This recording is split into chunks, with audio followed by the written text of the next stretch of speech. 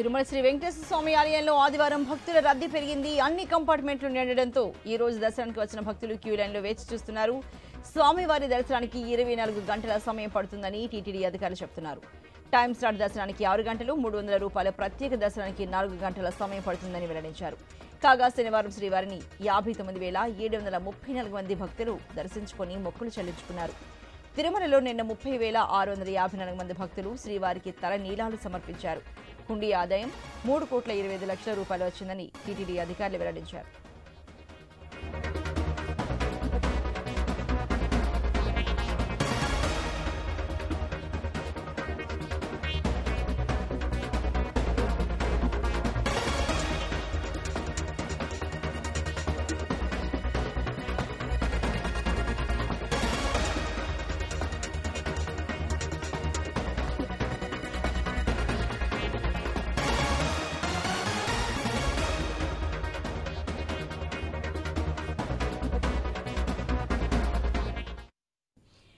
తిరుమల శ్రీ వెంకటేశ్వర స్వామి ఆలయంలో ఆదివారం భక్తుల రద్దీ పెరిగింది. అన్ని కంపార్ట్మెంట్లు నిండడంతో ఈ రోజు దర్శనానికి వచ్చిన భక్తులు క్యూ లైన్లో వేచి చూస్తున్నారు.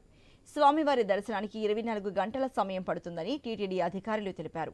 టైం స్లాట్ దర్శనానికి 6 గంటలు, 300 ప్రత్యేక దర్శనానికి 4 గంటల సమయం పడుతోందని వెల్లడించారు. కాగా శనివారం శ్రీవారిని 59,734 మంది భక్తులు దర్శించుకొని మొక్కులు చెల్లించుకున్నారు.